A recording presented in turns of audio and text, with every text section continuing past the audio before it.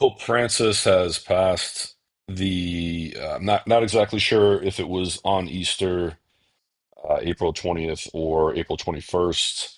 The earliest report I could find was about 4 hours ago.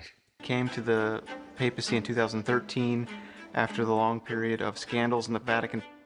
Pope Benedict XVI was the first pope in 500 years to resign the papacy, and I think people were looking for a different sense of direction. The mandate which the College of Cardinals gave him at the beginning, that was to reform. A program of reform, but with this idea that the reform begins and the call for the church is to put at the center those who are far away, who are the most suffering and the poorest. And in changing things, there can be difficulty, there can be resistance, there can be opposition. But you still have to change things. And changing things because there are resistance, opposition doesn't make you rebellious of anything. I see him carrying on a mandate. I believe that Pope Francis was called to rebuild, like St. Francis, this house. I'm not sure if they're going to talk about it, but Pope Francis, from what I understand, is known as one of the smartest popes in modern history. I believe he spoke something like 8 languages. Very, very intelligent person.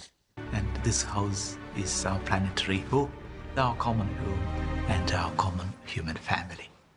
From all religions, including to Muslims. Another surprise was that among the 12 were 2 girls. What really makes us fully human is our capacity for empathy. And Pope Francis is a great example of that. Come vorrei una chiesa povera e per I poveri. When the Pope speaks, he speaks with the voice of not only himself and of the Catholic faith, but of 1 billion plus believers. 25% of the health care in the world is provided by the Catholic Church. And so their network is almost unrivaled around the world.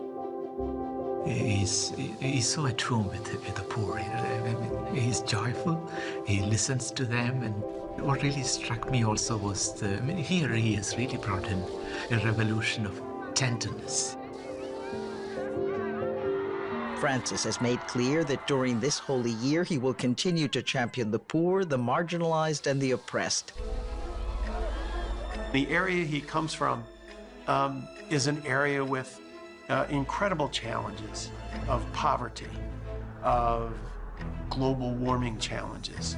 He's the first pope in over 1,000 years who's non-European. He is clearly a son of Argentina.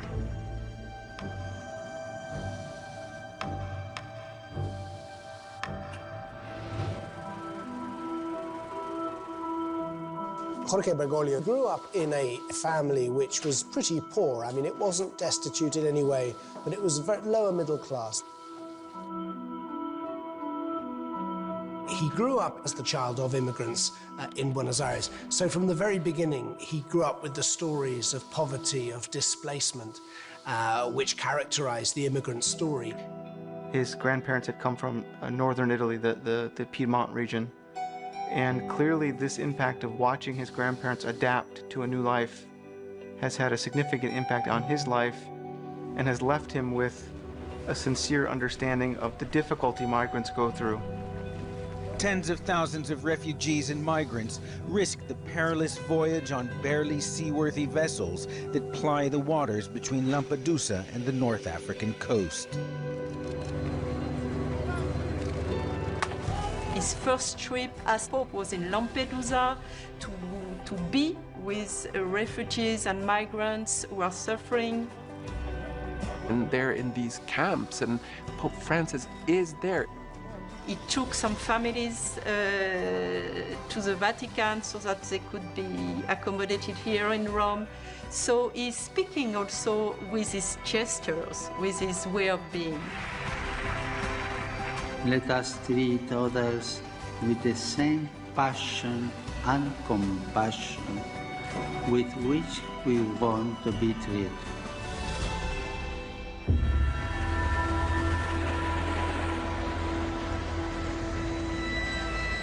More and and more we're realizing migrations over the last 10 years and 20 years even as a result of horrendous environmental problems. There are well over 100 million climate and environmental refugees now.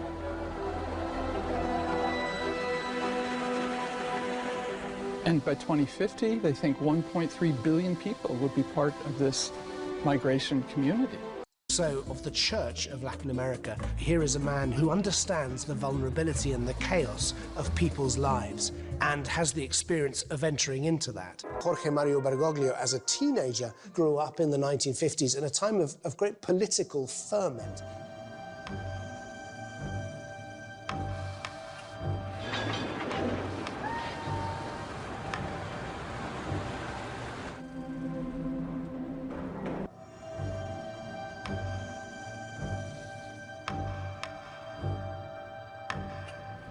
This pope had an experience of working in science and became the first pope to clearly enunciate the church's agreement with the scientific consensus that there is global warming, that the planet is going through something catastrophic that needs to be addressed. Non può e non deve esistere contrapposizione tra la fede e la scienza. It is the philosopher Francis Bacon, who says that God gave us two books.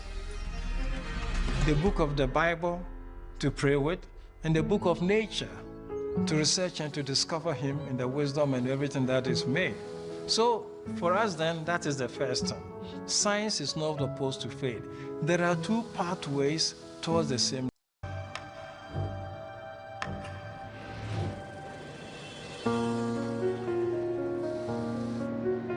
Bergoglio was very attracted to the Jesuits. He saw in them a kind of military quality. I think it's important to note that Jorge Bergoglio was elected the provincial, the head of the Jesuit province in Argentina, at a very young age.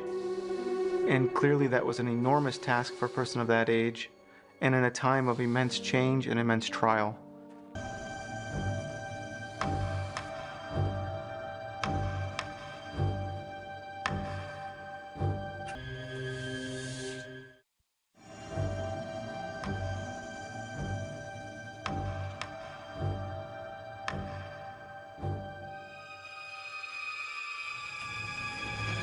I don't know what to do.